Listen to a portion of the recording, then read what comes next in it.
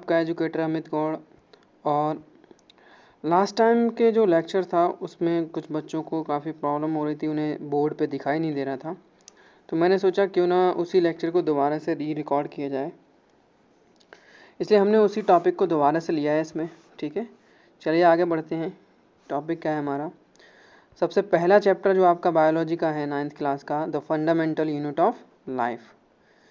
तो इसमें हम सबसे पहले जो अंडरस्टैंड करेंगे the fundamental unit of life क्या होती है, उसको अंडरस्टैंड करने से पहले हम बॉडी ऑर्गेनाइजेशन को समझेंगे कि बॉडी का जो ऑर्गेनाइजेशन है वो कैसा होता है।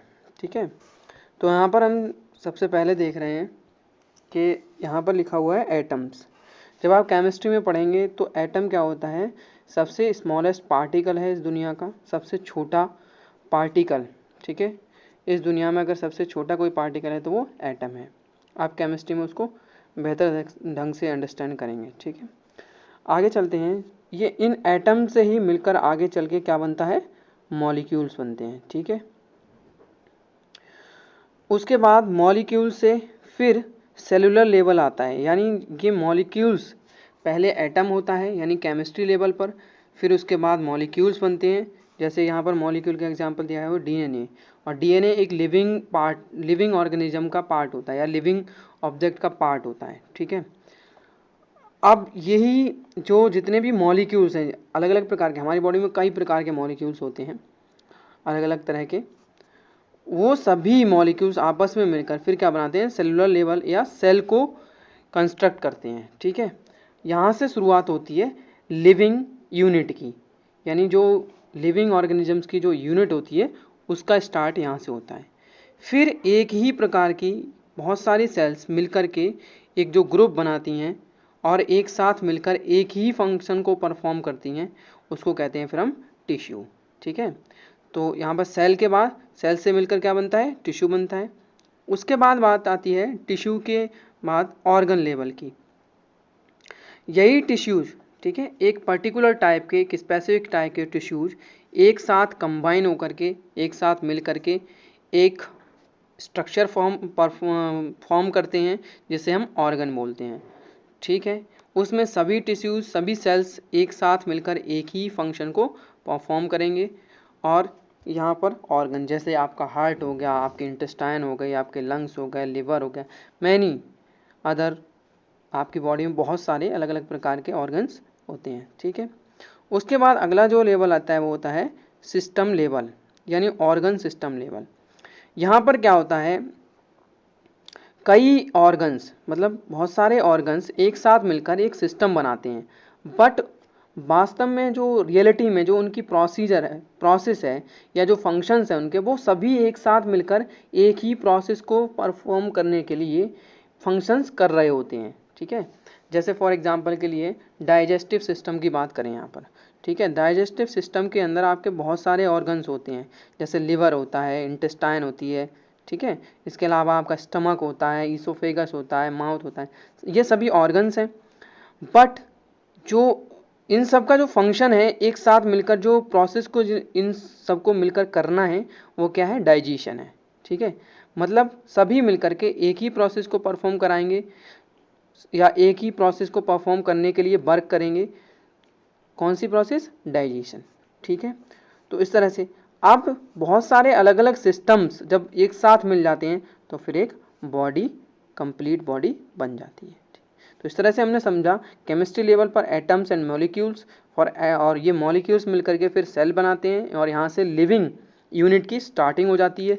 फिर कई सेल्स मिलकर के टिश्यू, और टिश्यू से फिर ऑर्गन्स, अलग अलग प्रकार के ऑर्गन्स मिलकर के जब एक ही प्रोसेस को परफॉर्म करें तो फिर उसको हम सिस्टम कहेंगे। और कई सिस्टम्स फिर पूरी बॉडी को बनाते हैं, कंप्लीट बॉडी बना लेते हैं, उसको हम कहते हैं फिर बॉडी या फिर ऑर्गेनिज्म। ठीक है, चलिए इतना कंप्लीट है, यहाँ पर आपको कोई दिक्कत नहीं होगी समझने में। ओके फाइन, नेक्स्ट आगे बढ़ते हैं। आगे अब हमारा मेन टॉपिक आता है इस चैप्टर का, सेल। सेल क्या है? ठीक है, what is cell? Cell is the basic structural and functional unit of all living organisms. ठीक है, सेल क्या है? सभी लिविंग ऑर्गेनिजम्स की स्ट्रक्चरल और फंक्शनल यूनिट है। ठीक है, यहाँ पर थोड़ा समझेंगे दो जो वर्ड्स आए हैं, स्ट्रक्चरल एंड फंक्शनल, इन दोनों को। तो स्ट्रक्चरल का मीन है कोई एक डेफिनेट शेप और साइज आपको प्रोवाइड कराती है। भाई हर एक इंडिविजुअल या हर एक ऑर्गेनिज्म का अपना एक शेप और साइज होता है, और वो शेप और साइज कौन प्रोवाइड कराता है? सेल प्रोवाइड कराती है। ठीक है, चाहे फिर वो यूनिसेलुलर हो या फिर मल्टी सेलुलर हो। यूनिसेलुलर मतलब एक सेल वाला हो या फिर बहुत सारी सेल्स वाला ऑर्गेनिज्म हो, सबका अपना एक क्या होता है? डेफिनेट शेप एंड साइज होता है। उसके बाद अगला जो वर्ड आता है फंक्शनल। तो जो कुछ भी बॉडी, भाई आपकी बॉडी में कितने सारे एक्टिविटीज़ होती हैं, बहुत सारे फंक्शंस होती हैं, वो सभी फंक्शंस पहले सेलुलर लेवल पर ही कंप्लीट होती हैं या परफॉर्म कराए जाती हैं। तो एक तरह से हम बोल सकते हैं कि यहाँ पर जो फंक्शंस आपकी बॉडी में हो रहे हैं वो सब पहले सेल करता है, यानी सेल में इंडिविजुअली सारे फंक्शंस होते हैं, उसके बाद आपकी बॉडी में वो सभी कंबाइनली परफॉर्म हो जाते हैं। जैसे फॉर एग्जांपल कि आपकी पूरी होल बॉडी में डाइजेशन होता है, रेस्पिरेशन होता है, ये सारे इस तरह के बहुत सारी प्रोसेसेस होती हैं। ये सभी प्रोसेसेस सेलुलर लेवल पर यानी सेल के अंदर भी होती हैं। ठीक है, तो इसलिए स्ट्रक्चरल भी हो गया और फंक्शनल भी हो गया। अब एक और चीज़ यहाँ पर समझते हैं। अब सेल जो है वो यूनिट ऑफ लाइफ क्यों है, यानी सभी लिविंग ऑर्गेनिजम्स की यूनिट क्यों है? वो यूनिट इसलिए है, जैसे फॉर एग्जांपल कि आप एक बिल्डिंग को देखो। बिल्डिंग के अंदर बिल्डिंग जो होती है वो किससे मिलकर बनी होती है? भाई ब्लॉक से या फिर ब्रिक्स यानी ईंटों से मिलकर बनी होती है। एक एक ईंट एक के ऊपर एक, दूसरे के ऊपर तीसरी, ऐसी तरह से लगी होती हैं कंटिन्यूअस, और फिर एक पूरी कंप्लीट बिल्डिंग तैयार हो जाती है। ऐसे ही बॉडी के अंदर भी सेल्स जो होती हैं वो एक दूसरे के ऊपर या एक दूसरे के साथ कंबाइन होकर के एक पूरी बॉडी को ऑर्गेनाइज करती हैं, बनाती हैं, फॉर्म करती हैं, इसलिए वो यूनिट ऑफ लाइफ है। ठीक है, अगला जो पॉइंट है इसके अंदर वो आता है सेल इज माइक्रोस्कोपिक। सेल क्या है? माइक्रोस्कोपिक स्ट्रक्चर है। माइक्रोस्कोपिक का मतलब होता है कि हम इसको अपनी नेक्ड आइज से नहीं देख सकते।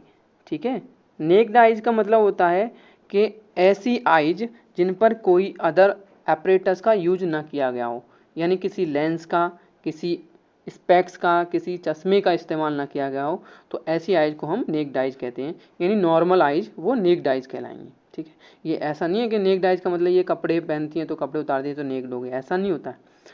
इसका क्या मतलब है यहाँ पर कि इन पर हम कोई अलग से किसी तरह का कोई अपरेटस यूज नहीं कर रहे हैं कि कुछ भी देखने के लिए। तो ऐसी आइज हो गई नेक्ड आइज, और हम उनको नेक्ड आइज से नहीं देख सकते क्योंकि ये माइक्रोस्कोपिक है, यानी बहुत ज़्यादा छोटी होती हैं, बहुत ज़्यादा। तो उनको हमको देखना पड़ता है किससे? एक एपरेटस होता है जिसको हम कहते हैं माइक्रोस्कोप। ठीक है, माइक्रोस्कोप, और माइक्रोस्कोप के थ्रू हम सेल्स को देख पाते हैं। आगे बात आती है, भाई कोई भी स्ट्रक्चर होता है, सेल भी एक स्ट्रक्चर है, तो कोई भी स्ट्रक्चर है उसका अपना एक शेप होगा, अपना एक साइज होगा। शेप और साइज को यहाँ पर लेते हैं। सबसे पहले सेल का शेप क्या होता है? शेप होता है कि ये ओवल हो सकती है, राउंड हो सकती है, स्फेरिकल हो सकती है, या फिर चेंजिंग शेप भी हो सकती है। ओवल का मतलब है अंडाकार, राउंड मतलब गोल, स्फेरिकल मतलब ये भी एक तरह सा गोल ही होता है। ठीक है, चेंजिंग शेप का मतलब यहाँ पर बहुत ही इंपॉर्टेंट चीज़, देखो ये तो कॉमनली और भी बहुत सी चीज़ें यहाँ पर हैं, कुछ ही दिए हैं, एक्सेट्रा लगा हुआ है आगे।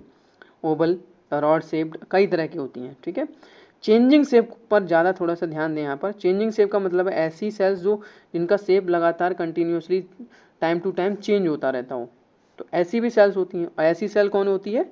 अमीबा। अमीबा एक माइक्रो ऑर्गेनिज्म है। ठीक है, एक प्रोटोजोन है जो कि आपको फ्रेश वाटर में मिलेगा। इसकी जो ये यूनिसेलुलर होता है, यानी एक सेल से बना होता है, और इसकी जो शेप होती है वो डेफिनेट नहीं होती। कभी भी आपको अमीबा की शेप जो है वो डेफिनेट दिखाई नहीं देगी, वो टाइम टू टाइम अपनी शेप को चेंज करता रहता है। ठीक है, तो यहाँ पर समझ के Oval, round, spherical and changing shape में सेल्स हो सकती हैं। अब एक चीज़ और यहाँ पर समझिए कि ऐसा नहीं है कि जो शेप है वो एक इंडिविजुअल ऑर्गेनिज्म में, यानी एक ऑर्गेनिज्म में एक ही जैसी होंगी। जैसे मैं हूँ, ठीक है, मैं एक इंडिविजुअल हूँ, तो ऐसा मतलब ये नहीं हुआ कि मेरे अंदर जितनी भी सेल्स होंगी वे सभी ओवल ही होंगी या फिर राउंड ही होंगी या स्पेरिकल ही होंगी, ऐसा नहीं है। मेरे अंदर डिफरेंट टाइप्स की सेल्स हो सकती हैं, ओवल भी हो सकती हैं, राउंड भी हो सकती हैं, स्फेरिकल भी हो सकती हैं और चेंजिंग शेप भी होती हैं हम ह्यूमंस के अंदर, ठीक है। उसके बारे में आगे हम बात करेंगे। अगला आता है साइज के बारे में बात। साइज के बारे में अगर हम बात करें तो it may vary in various organisms और in an individual organism such as smallest cell is mycoplasma 0.1 micrometre in size, ठीक है। देखो कोई भी इनका साइज जो है वो डेफिनेट नहीं होता कि हमने एक बोल दिया कि सबका डेफिनेट हो जाएगा, ऐसा नहीं है। ये वेरी करता है डिफरेंट ऑर्गेनिजम्स में या एक इंडिविजुअल ऑर्गेनिज्म के अंदर भी। अलग अलग तरह के ऑर्गेनिजम्स में इनका साइज अलग होगा या फिर एक ही ऑर्गेनिज्म के अंदर एक अलग अलग होगा। जैसे कि अभी हमने लिया था कि मेरे अंदर ओवल, राउंड, स्फेरिकल सब तरह की सेल्स हो सकती हैं, तो भाई सबका साइज भी अलग अलग हो सकता है, ठीक है। ऐसा नहीं कि सभी सेल्स वो सब एक ही साइज की होंगी, इसलिए यहाँ पर एक कोई एक पैरामीटर को यहाँ पर नहीं डाल सकते। फिर हमने यहाँ पर क्या लिया हुआ है कि जो स्मॉलेस्ट सेल है यानी दुनिया की सबसे छोटी जो सेल होती है वो माइकोप्लाज्मा है। ये एक प्रकार का बैक्टीरिया होता है और इसका साइज होता है 0.1 माइक्रोमीटर, ठीक है। ये माइक्रोस्कोपिक साइज है आपका, जो जिस तरह के मीटर वगैरह जो आपको दिखाई देते हैं उस तरह का नहीं, ये माइक्रोस्कोप का साइज है, ठीक है। और यहाँ पर जो इस तरह के ये बना हुआ है आपके लिए पहली बार आपने ये देखा होगा सिंबल, इसको हम माइक्रोमीटर बोलते हैं, ठीक है। अगला आता है लार्जेस्ट सेल। लार्जेस्ट सेल जो होती है वो हमारी कौन सी होती है? ऑस्ट्रिच एग, शुतुरमुर्ग का अंडा जो होता है वो दुनिया की सबसे बड़ी सेल है, जो कि लगभग 175 mm की होती है। देखो माइक्रोमीटर में और मिलीमीटर में बहुत बड़ा अंतर है। माइक्रोमीटर बहुत ज़्यादा छोटा हो गया जो आपकी आंखों से दिखाई ही नहीं दे सकता, और 175 mm यानी मिलीमीटर वो तो आपको बड़ी आसानी से अपनी आंखों से दिखाई दे सकता है। तो लार्जेस्ट सेल कौन सी है? Ostrich egg. Smallest cell mycoplasma है। माइकोप्लाज्मा एक क्या है?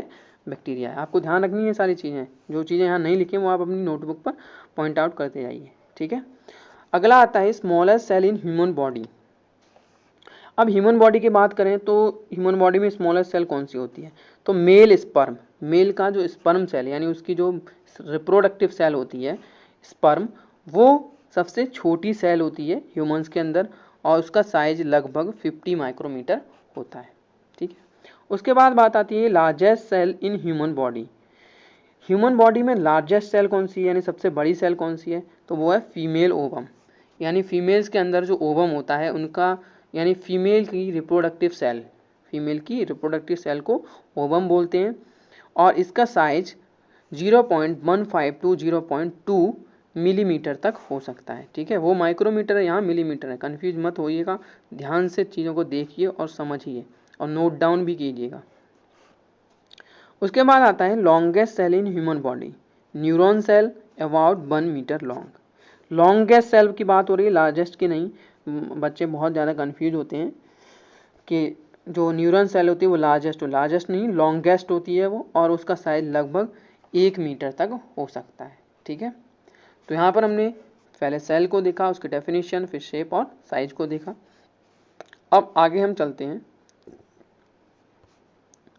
टाइप्स ऑफ ऑर्गेनिजम्स, यानी सेल के नंबर, सेल्स की संख्या के आधार पर जो ऑर्गेनिजम्स हैं वो कितने प्रकार के होते हैं। सेल्स की संख्या के आधार पर या नंबर्स के आधार पर जो ऑर्गेनिजम्स हैं वो 2 प्रकार के होते हैं mainly, unicellular and multicellular.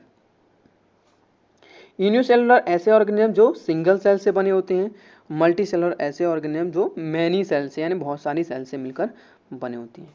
Unicellular का एग्जांपल है बैक्टीरिया, कुछ फंजाई और कुछ प्रोटिस्ट्स। जैसे ये बैक्टीरिया का ये आपका प्रोटिस्टा का एग्जांपल है, ये अमीबा है। देखो अमीबा की बात हो रही थी अभी पीछे, ये अमीबा है, ठीक है। इसका कोई शेप नहीं होता डेफिनेट, ये बदलता रहता है, आप देखेंगे तो अलग अलग प्रकार के इसके स्ट्रक्चर्स होते हैं, डेफिनेट कुछ भी नहीं होता।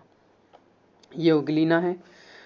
उसके बाद बात आती है मल्टी सेलुलर के एग्जांपल की, तो algae, most of the fungi जो होते हैं मल्टी सेलुलर होते हैं, प्लांट्स, एनिमल्स एंड ह्यूमन, ये सभी क्या हैं?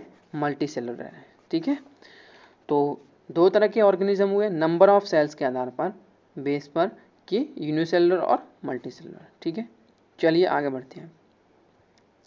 आगे बात आती है कि सेल जो है उसके बारे में सबसे पहले किसने बताया, किसने पता लगाया, कैसे पता चला कि सेल जो है वो unit of the living organisms होता है। ठीक है, तो बात हम करेंगे यहाँ पर डिस्कवरी ऑफ द सेल के बारे में। तो डिस्कवरी ऑफ द सेल के बारे में बात करते हैं। Cell was first discovered by Robert Hooke in 1665। सबसे पहले सेल को डिस्कवर किसने किया था? रॉबर्ट हुक ने 1665 में। कैसे किया? He observe the cell with the help of thin cork pieces under their handmade microscope. उन्होंने क्या किया था, जो रॉबर्ट हुक है उन्होंने 1665 में अपने खुद का बनाया हुआ एक माइक्रोस्कोप के नीचे उन्होंने कॉर्क के पीसेज को, यानी जो कॉर्क होता है, कॉर्क क्या है, पेड़ की छाल से बनता है, बार्क ऑफ ट्री से, और उसके थिन पीसेज को, बहुत पतले पतले पीसेज को काट के जब अपने बनाए हुए माइक्रोस्कोप में देखा तो उन्होंने क्या देखा? He saw honeycomb like structures in them and propose the word cell. और उन्होंने वहाँ पर हनी कॉम्ब लाइक स्ट्रक्चर्स को देखा। ये देखिए हनी कॉम्ब के लाइक। ठीक है, हनी कॉम्ब का एक जो ब्रैकेट होता है वो इस तरह से होता है, फिर आपस में इस तरह से जुड़े होते हैं, आपस में इस तरह से जुड़े होते हैं। ठीक है, तो एक को उन्होंने क्या, इसको क्या बोला था? सेल बोला था। The word cell is derived from Latin word. ठीक है, सेल जो वर्ड है वो Latin word cellula which means a little room. Cellula से लिया गया है सेल को, और जिसका मतलब होता है लिटिल रूम। ठीक है, सेलुला शब्द कहाँ का है? लैटिन लैंग्वेज का है, और इसको फिर ड्राइव मतलब इसको फिर क्या कर दिया गया? सेल के रूप में चेंज करके सेल बना दिया। ठीक है, सेलुला का जो मीन होता है लिटिल रूम, एक छोटा सा कमरा। आगे बात आती है it was a dead cell. ये एक ऐसी सेल थी, एक डेड सेल थी। ठीक है, डेड सेल क्यों थी? क्योंकि वो कॉर्क के पीसेस थे, और कॉर्क के जो पीसेज होते हैं वो कैसे होते हैं? बार्क जो होती है यानी छाल जो होती है पेड़ की, वो डेड होती है। ठीक है, इसलिए ये जो सेल थी वो डेड सेल थी, ना कि लिविंग सेल। तो फिर लिविंग सेल की डिस्कवरी कैसे हुई, इसके बारे में हम आगे जानते हैं। ठीक है, नेक्स्ट आगे बढ़ते हुए, so the first living cell was discovered by Antonie van Leeuwenhoek in 1674। 1674 में एंटनी वॉन लीeuwenhoek ने सबसे पहले बार लिविंग सेल को डिस्कवर किया था। ठीक है, और इन्होंने फिर डिस्कवरी के दौरान कैसे डिस्कवर किया वह बताते हैं। He discover the cells from pond water. ठीक है, इन्होंने तालाब के जल से उसको डिस्कवर किया with the help of his improved microscope. इन्होंने एक इम्प्रूव्ड माइक्रोस्कोप बनाया। ठीक है, और उसके थ्रू पॉन्ड वाटर से लिविंग सेल्स को ऑब्जर्व किया, डिस्कवर किया। He also discover the sperm cells. उन्होंने ह्यूमन, डॉग्स, अदर और बहुत सारे अदर अलग अलग प्रकार के ऑर्गेनिजम्स के स्पर्म्स को भी ऑब्जर्व किया था, डिस्कवर किया था। ठीक है, तो यहाँ पर हमने क्या क्या जाना था, एक बार पीछे चलते हैं। यहाँ पर पहले हमने बॉडी ऑर्गेनाइजेशन को समझा। ठीक, फिर हमने सेल की डेफिनेशन समझी, उसका शेप एंड साइज को समझा। उसके बाद हमने टाइप्स ऑफ ऑर्गेनिजम्स को समझा कि नंबर ऑफ सेल्स के आधार पर जो ऑर्गेनिजम्स होते हैं वो कितने प्रकार के होते हैं, तो 2 प्रकार के होते हैं। ठीक है, उसके बाद हमने क्या समझा? फिर डिस्कवरी ऑफ द सेल को समझा कि डिस्कवरी जो थी वो सेल की सबसे पहले किसने की। सबसे पहले सेल की डिस्कवरी की थी रॉबर्ट हुक ने 1665 में, और बट ये एक डेड सेल थी। फिर लिविंग सेल को डिस्कवर किसने किया? उसको डिस्कवर किया था एंटोनी वैन लीeuwenhoek ने। ठीक है, तो यहाँ पर ये इतना टॉपिक कंप्लीट होता है। नेक्स्ट अगले टॉपिक में आगे कुछ और बातें करेंगे। उसके लिए तब तक के लिए टेक केयर।